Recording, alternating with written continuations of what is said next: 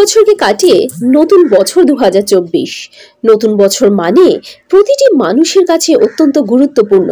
একটি বছর পার করে 2023কে পেরিয়ে নতুন বছর 2024। সাধারণ মানুষ যেমন নতুন বছরে আনন্দ করে, ঠিক তেমনি ভ্রমণ পিয়াসী মানুষের কাছে অত্যন্ত গুরুত্বপূর্ণ এই দিনটি।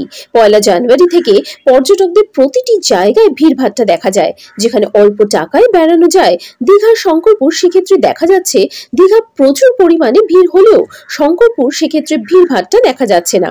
একসময় শঙ্করপুর ও গুরুত্বপূর্ণ পর্যটন এলাকা ছিল। ইয়াসের পর দীঘা চট করে সাজানো হলেও সেভাবে সাজানো হয়নি শঙ্করপুরকে।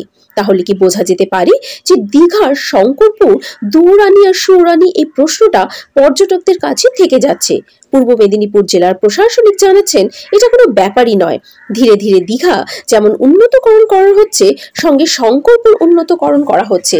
দীঘা চটজলদি হলেও শঙ্করপুর উন্নতকরণের ক্ষেত্রে পিছিয়ে নেই। বরাবরেরই মানুষের কাছে দীঘা অন্যরকম পর্যটনের ক্ষেত্রে ভূমিকা নেয়। সেক্ষেত্রে আস্তে আস্তে করে শঙ্করপুর উন্নতকরণ করা হচ্ছে। এই নিয়ে প্রতিক্রিয়া দেন পূর্ব মেদিনীপুর জেলার সভাধিপতি উত্তম বারিক এবং রামনগর 1 নম্বর পঞ্চায়েত সমিতির সভাপতি নিতাই চরণ স্যার। দুজনেই জানান, দীঘার শঙ্করপুর মানুষের কাছে প্রশ্নই নেই যে দুটি পর্যটন দৌড়ানি আর সৌরানি, দুটোই পর্যটন গুরুত্বপূর্ণ। শঙ্করপুর থেকে আমাদের সাংবাদিক অংশুমানের সাথে খবর পাঠিয়ে আমি রুবি। আপনারা দেখছেন নিউজ ভারত 24 আওয়ার্স।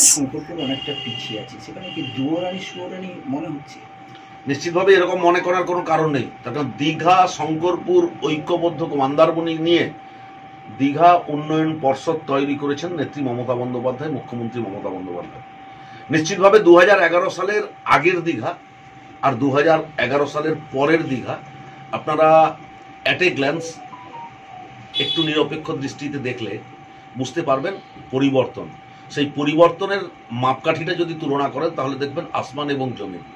দীঘাকে অত্যন্ত দৃষ্টিনন্দন করে তুলতে মাননীয় মুখ্যমন্ত্রী যা যা প্রয়োজন সেই সমস্ত ব্যবস্থা গ্রহণ করছেন। কিছু প্রকল্পের কাজ শেষ হয়েছে, আবার কিছু প্রকল্পের কাজ চলছে। নিশ্চিতভাবে দ্রুততার সাথে সম্পন্ন করে দীঘা শুধুমাত্র বাংলার মানুষের নয়, দীঘা শুধুমাত্র মেদিনীপুরের মানুষের নয়, দীঘা ভারতবর্ষ এবং ভারতবর্ষের বাইরে থেকে অনেক পর্যটক দীঘাতে আসেন।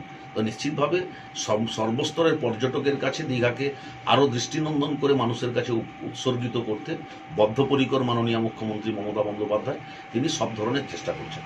যে ঘাটতি আছে বা তারপরে যে ঘাটতি আছে, অবশ্যই ঘাটতি আমরা পূরণ করবো। এই কারণে আসছে